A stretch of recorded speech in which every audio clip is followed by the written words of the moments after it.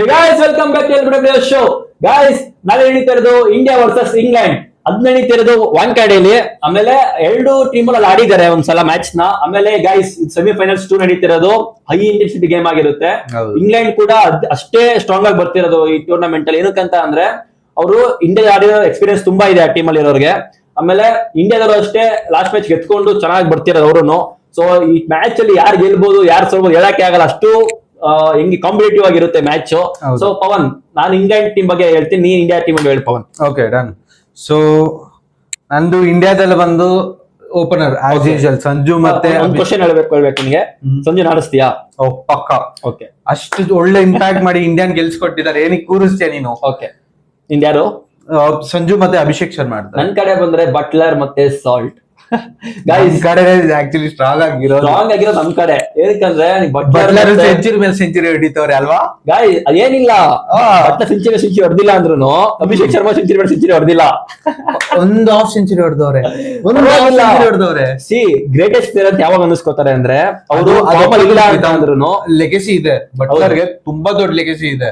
ಅವರು ಒಂದ್ match form ಬಂದ್ರೆ ಸಾಕು, ಅವ್ರು ಅದನ್ನ ರುಬ್ಬಿಡ್ತಾರೆ ಹಾಕೊಂಡು. ಬಟ್ಲರ್ ನನ್ಗೆ ಯಾಕೋ ಅಗೇನ್ಸ್ಟ್ ಇಂಡಿಯಾ ಒಳ್ಳೆ ಫಾರ್ಮಿಗೆ ಬರೋ ತರ ಇದೆ. ಇವಾಗ ನಮ್ದು ಇಂಗ್ಲೆಂಡ್ ಕಡೆ ಹೆಂಗೆ ಅಂದ್ರೆ ಫಿಲ್ ಸಾಲ್ಟ್ ಅವರು ಆಡೋದೇ ಬೀಸಾಡೋದು. ಸೊ ಔಟ್ ಆಗ್ಬೋದು, ಬಟ್ ಅವರು 20-30 ರನ್ಸ್ ನ ಒಪ್ಕೊಳ್ಳಲ್ಲ. ಬಿಕಾಸ್ ಶ್ರೀಲಂಕಾದಲ್ಲಿ ಅಷ್ಟು ಕ್ರಿಟಿಕಲ್ ಕ್ರೈಸಿಸ್ ಅಲ್ಲಿ ಇದ್ರು. ಚೆನ್ನಾಗಿ ಆಡ್ಕೊಟ್ರು ಪ್ರೀತಮ್. ಅವ್ರು ಒಳ್ಳೆ ಫಾರ್ಮ್ ಅಲ್ಲಿ ಇದಾರೆ ಅನ್ನಕ್ಕಿಂತ ಗೈಸ್ ಅವ್ರಿಂದ ನೀವು 50-60 ಎಕ್ಸ್ಪೆಕ್ಟ್ ಮಾಡಕ್ ಆಗಲ್ಲ. ಯಾಕಂದ್ರೆ ಅವರು ಕ್ವಿಕ್ ಫೈರ್ ತರ ಆಡ್ತಾರೆ ಅವರು. ಸೊ ಬಟ್ಲರ್ ಮತ್ತೆ ಫಿಲ್ ಸಾಲ್ಟ್ ನನಗೆ ಅನ್ಸುತ್ತೆ ಇಂಡಿಯಾಕ್ಕಿಂತ ಸ್ಟ್ರಾಂಗ್ ಇದೆ ಅಂತ. ಓಕೆ, ಸೊ ನಂದು ಆಸ್ ಯೂಶುವಲ್ ಸಂಜು ಮತ್ತೆ ಅಭಿಷೇಕ್ ಶರ್ಮಾ. ಓಕೆ, ಅದು ಸ್ಟ್ರಾಂಗ್ ಇದೆ, ಇಲ್ಲ ಅಂತಲ್ಲ, ಬಟ್ ಕಾಂಪಿಟೇಷನ್ ಮಾಡ್ಬೇಕಾದ್ರೆ ನಂಬರ್ 3 ಬಂದು ಪವನ್ ನನ್ ಕಡೆ ಬೆತೆಲ್. ಓಕೆ, ಸೊ ನನ್ ಕಡೆ ಬಂದು ಇಶಾನ್ ಕಿಶನ್. ಏನ್ ಹೇಳ್ತೀಯ ಇದಕ್ಕೆ?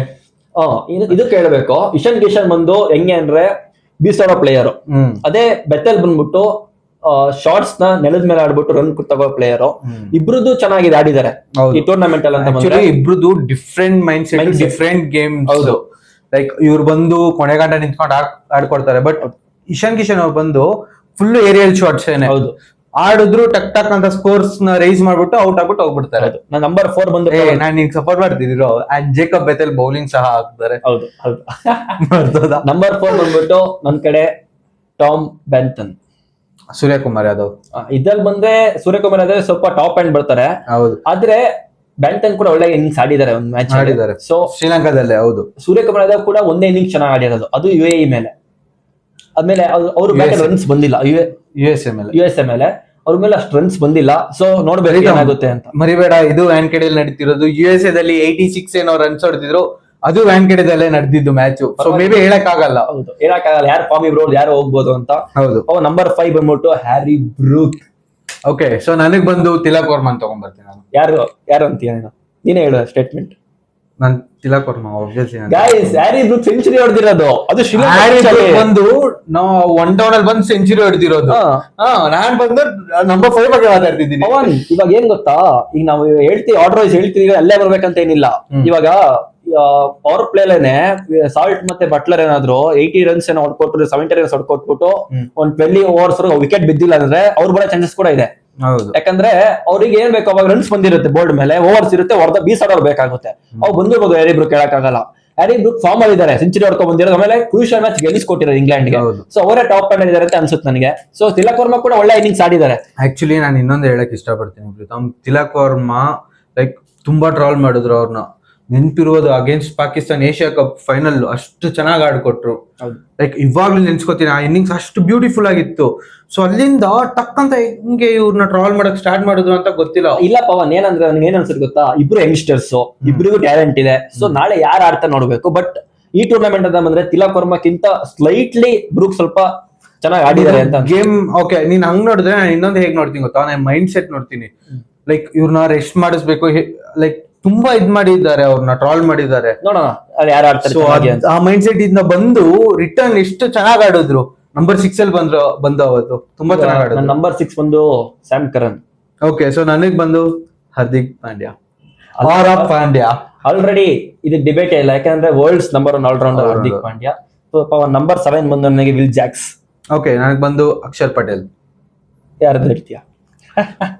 ವಿಜಾಕ್ಸ್ guys Tilak play of the match ತಗೊಂಡಿರೋದು ಈ ವರ್ಲ್ಡ್ ಕಪ್ ಅಲ್ಲೇನೆ. ಅಷ್ಟ್ ಚೆನ್ನಾಗಿ ಇಂಪ್ಯಾಕ್ಟ್ ಮಾಡಿ ಫಿನಿಶ್ ಮಾಡ್ಕೊಡ್ತಿರೋದು ಗೇಮ್ ನ. ಗೈಸ್ ಅವ್ರು RCB ಆಡ್ಬೇಕಾದ್ರೆ, ಮುಂಬೈ ಆಡ್ಬೇಕಾದ್ರೆ ಓಪನರ್ ಆಗಿ ಆಡ್ತಾರೆ. ಹೌದು, ನಂಬರ್ 3 ಆಡ್ತಿದ್ದು. ಇವಾಗ ಬಂದ್ಬಿಟ್ಟು ಫಿನಿಶರ್ ಆಗಿ ಅಲ್ಲೂ ಮ್ಯಾಚ್ ಚೆನ್ನಾಗಿ ಆಡ್ತಿದ್ದಾರೆ. ಫ್ಲೆಕ್ಸಿಬಲ್ ಪ್ಲೇಯರ್ ಅಂದ್ರೆ ಸಕ್ಕತ್ತಾಗಿ ಆಡ್ತಾ ಇದ್ದಾರೆ ಪ್ಲೇಯರ್ ಮಾತ್ರ. ಅವರು ಆಕ್ಚುಲಿ ಫಾರ್ಮ್ ಇರ್ಲಿಲ್ಲ ಬರೋಕೆ ಮುಂಚೆ, ಇಲ್ಲಿ ಬಂದು ಫಾರ್ಮ್ ಬಂದಿದ್ದಾರೆ.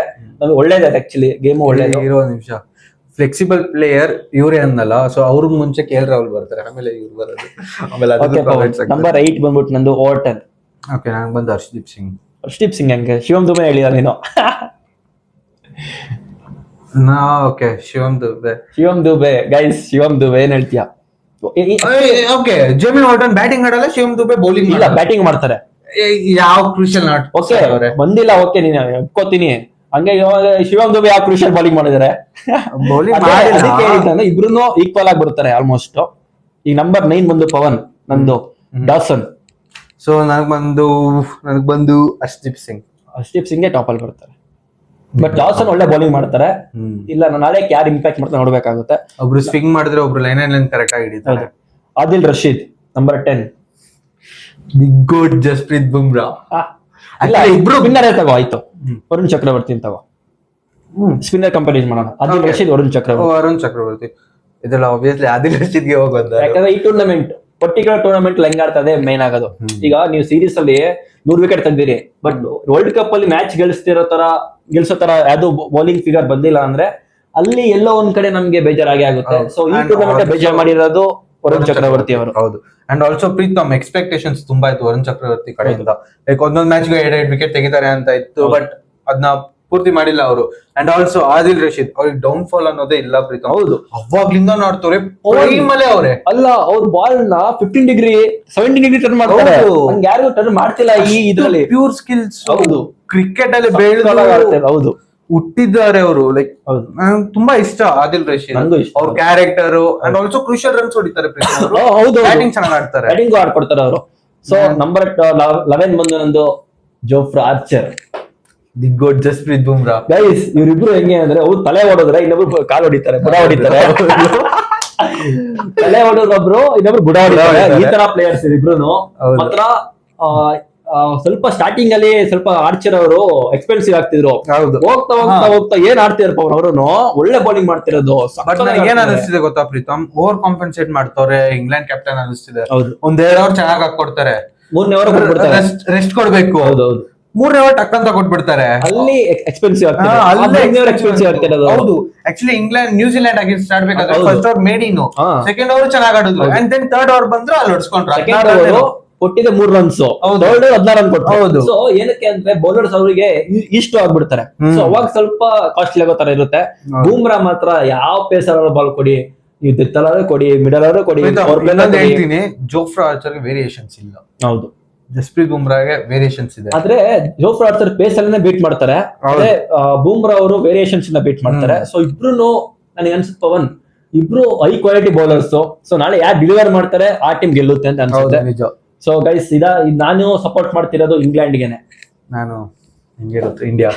ಸೊ ನೋಡೋಣ ಗೈಸ್ ನಾಳೆ ಏನಾಗುತ್ತೆ ಅಂತ. ನೆಕ್ ಟು ನೆಕ್ ಇರುತ್ತೆ. ಹೌದು, ತುಂಬಾ ಚೆನ್ನಾಗಿರುತ್ತೆ ಮ್ಯಾಚ್ ಮಾತ್ರ, ನೋಡ್ಬೇಕು. ಆಮೇಲೆ ಇನ್ನೊಂದು ಹೇಳ್ಬೇಕು ಪವನ್, ಇಂಡಿಯಾ ಫೀಲ್ಡಿಂಗ್ ಇಲ್ಲ, ಆದ್ರೆ ಇಂಗ್ಲೆಂಡ್ ಫೀಲ್ಡಿಂಗ್ ಚೆನ್ನಾಗಿದೆ. ನಿಜ, ಅಲ್ಲಿಂದನೂ ಬೇಕಾದ್ರೆ ಮ್ಯಾಚ್ ಸೋಲ್ಬಹುದು ಇಂಡಿಯಾ.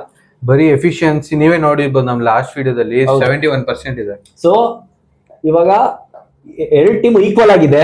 ಎಲ್ಲಿ ಒಂದ್ ಕಡೆ ಇಂಡಿಯಾ ಸೋಲೋ ಚಾನ್ಸಸ್ ಲೈಟ್ ಆಗಿ 0% ಇದೆ ಅಂತ ಅಂದ್ರೆ ಅದು ಫೀಲ್ಡಿಂಗ್ ಅಲ್ಲಿ. ಫೀಲ್ಡಿಂಗ್ ಏನಾದ್ರು ಓವರ್ಕಮ್ ಮಾಡ್ಕೊಂಡು ಚೆನ್ನಾಗಿ ಆಡಿದ್ರೆ ಪವನ್ ಇಂಡಿಯಾನೇ ಗೆಲ್ಬಹುದು. ಆಕ್ಚುಲಿ ನನಗೆ ಫೀಲ್ಡರ್ಸ್ ಮೇಲೆ ನಂಬಿಕೆ ಇದೆಯೋ ಇಲ್ವೋ ನನಗೆ ಗೊತ್ತಿಲ್ಲ, ಬಟ್ ದಿಲೀಪ್ ನಮ್ ಫೀಲ್ಡಿಂಗ್ ಕೋಚ್ ಅವ್ರ ಮೇಲೆ ತುಂಬಾ ನಂಬಿಕೆ ಇದೆ, ಏನಾದ್ರು ಮಾಡೇ ಮಾಡಿಸ್ತಾರೆ. ನೋಡೋಣ ಏನಾಗುತ್ತೆ ಅಂತ. ಸೊ ಗೈಸ್ ಇದಾಗಿತ್ತು ನಮ್ದು pre match of India versus England. So see you next video. Bye. ತುಂಬಾ ಹೊತ್ತಾಯ್ತಾ?